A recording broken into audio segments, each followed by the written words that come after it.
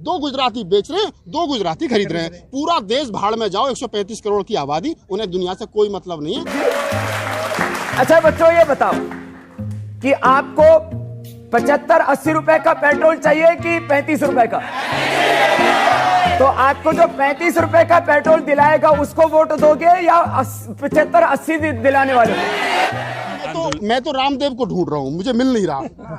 वो अगर मुझे मिल जाए तो मैं पूछूं। उसने रजत शर्मा की अदालत में कहा था, मैं भी था उस प्रोग्राम में, उसने कहा था कि बच्चों जो 35 रुपए पेट्रोल देगा उसको वोट दोगे, जो 80 रुपए देगा उसे दोगे। अब मैं उससे पूछूंगा कि बाबा मुझे बता दे, ये जो 100 पार हो रहा है ये 60 रुपए किसी घर में से आएंगे?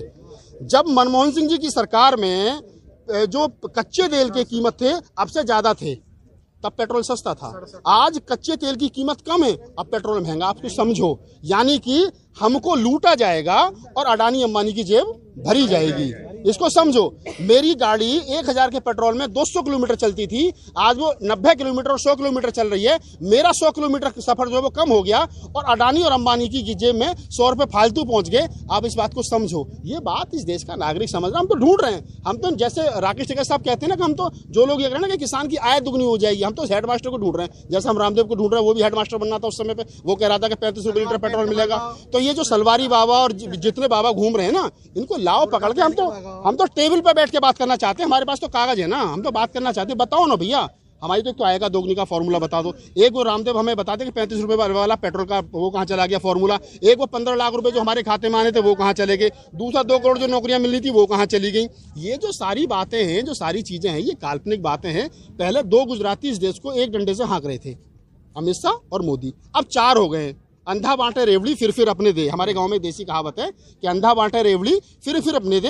2 गुजराती बेच रहे हैं, 2 गुजराती खरीद रहे हैं। पूरा देश भाड़ में जाओ, 135 करोड़ की आबादी, उन्हें दुनिया से कोई मतलब नहीं है। और अब जो नया बजट आया उसमें तो सेल लगा दी उन्होंने। आप बंदरगाह खरीद लो, आप रेलवे स्टेशन खरीद लो, आप एयरपोर्ट खरीदो, आपकी जेब में पैसा होना चाहिए, खरीदो ना। और पैसा किसके पास है? हमारे पास तो रहा नहीं। हमने तो लॉकडाउन में बैठ करके खा लिया जो थोड़ा बहुत भी था। अब तो हैंड टू माउथ हो रहे हैं। पैसा अडानी और अंबानी के पास है, उन्हीं के पास है, तो वही खरीदेंगे। इस देश का SC ST अगर आंदोलन करेगा तो माओवादी और नक्सली कहलाया जाएगा। इस देश का OBC अगर आंदोलन करेगा तो वो खालिस्तानी कहलाया जाएगा। इस देश का मुसलमान अगर आंदोलन करेगा तो वो पाकिस्तानी कहलाया जाएगा, आतंकवादी कहलाया जाएगा। तो ये जो SC ST OBC और माइनॉरिटी के लोग हैं, जिनकी संख्या लगभग 85, 88, 90% है, तो ये जो 88, 90% लोग हैं जो इस देश के मूल निवासी हैं, ये भी समझ लेना चाहिए। ये उन 10%, 12% लोगों की नज़र में खालिस्तानी है, माओवादी हैं, नक्सली हैं, पाकिस्तानी हैं, आतंकवादी हैं।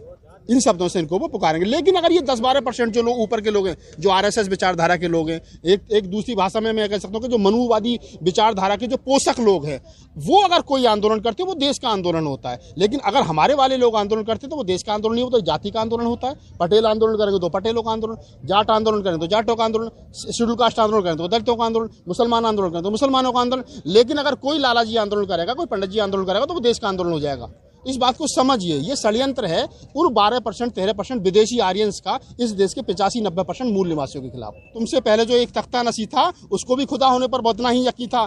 खुदा बनने की कोशिश मत करना। किराएदार हो, जाति मकान थोड़ी हैं। जिस कुर्सी पर बैठे हो तुमसे पहले ही बहुत सारे लोग बैठे हैं। ये गलतफहमी दिमाग से निकाल दो।